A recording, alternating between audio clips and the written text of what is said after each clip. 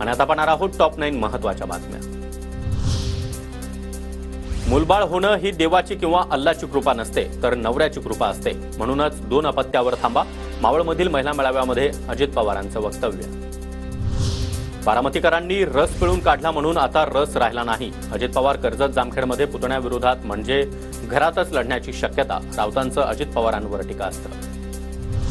लाडक्या बहिणीचा नाही, निवडणुकीचा प्रचार। सरकारी तिजोरीमधून हप्तेबाजी सुरू आहे। संजय राऊतांचा महायुती सरकारवर हल्लाबोल।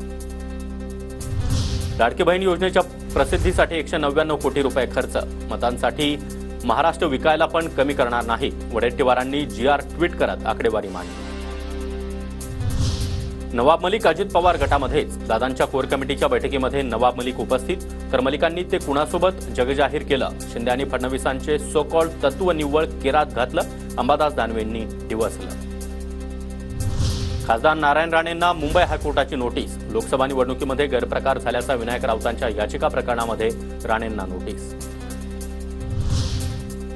लाडकी बहीण योजनेद्वारे बँक खात्यामध्ये जमा झालेले पैसे काढण्यासाठी महिलांची मोठी गर्दी। लाडक्या बहिणींनी मानले सरकारचे आभार। सणासुदीला वापरासाठी पैसे मिळत असल्यानं महिलांच्या चेहऱ्यावर आनंद। मोहम्मद युनूस यांचा पंतप्रधान नरेंद्र मोदींना फोन। बांगलादेशातील हिंदूंच्या सुरक्षेबाबत चर्चा। ट्विट करत पंतप्रधान मोदींची माहिती। एसबीआयच्या ग्राहकांना मोठा झटका। स्टेट बँकेच्या कर्जदरामध्ये सलग 3ऱ्या महिन्यामध्ये वाढ। आजपासून वैयक्तिक, गृह तसंच वाहन यासारख्या कर्जाचा हप्ता महागला।